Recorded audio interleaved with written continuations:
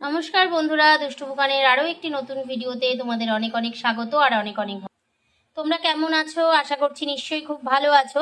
আমরাও সকলে খুব ভালো আছি। আজকে আমি তোমাদেরকে দেখাবো একদম নতুনত্ব না, মানে একটা অনেক পুরনো ট্র্যাডিশনাল একটা রেসিপি। এটা দেখে নিশ্চয়ই বুঝতেই পারছো। এই যে এগুলো কি বলো তো, এগুলো হচ্ছে শাপলা। এটা দিয়েই তৈরি করে নিয়েছি শাপলার ভেলা ভাজা। এরকম একটা টুথপিক নিয়ে তার মধ্যে এরকম ছোট ছোট টুকরো করে গেঁথে নিয়েছি। আমি ইচ্ছে করেই একটু মানে অন্যরকম সাইজ করেছি, মানে একই রকম সব সাইজ করিনি। তোমরা চাইলে কিন্তু এক এক রকম না করে নানান মানে একই রকম সাইজের কেটে নিতে পারো। নিয়ে এরকম দুপাশে শলা দিয়েও করে মানুষ, আমরা আগেকার মানুষরা তো শলা দিয়েই করতো, আমি টুথপিক দিয়ে করেছি। কড়াইয়ে তেলটা গরম হয়ে গেছে, এদিকে বেসনও আমার রেডি। আর এদিকে ভেলা ভাজা যেগুলো, সেগুলো কিন্তু আমি ধুয়ে নিয়েছি।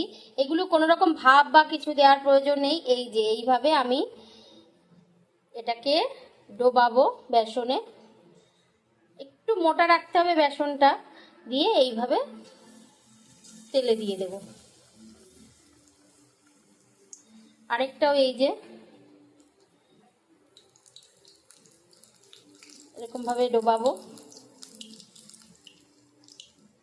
দিয়ে এইভাবে তেলে দিয়ে দেবো।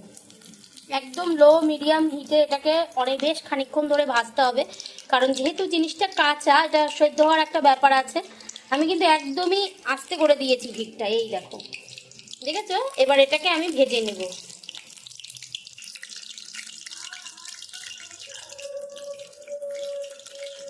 উল্টে দিলাম।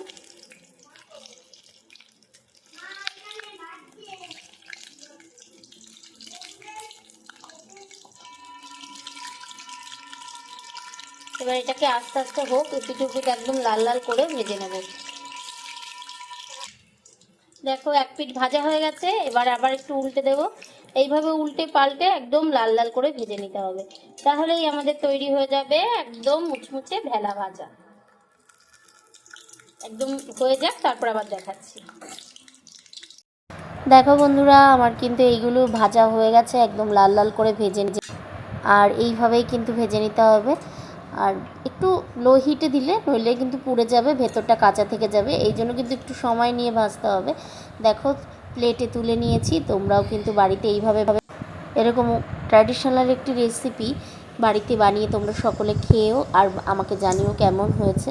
তাহলে চলো আজকের মতো ভিডিওটা এখানে শেষ করলাম। দেখা হবে নতুন ভিডিওর সঙ্গে। টাটা।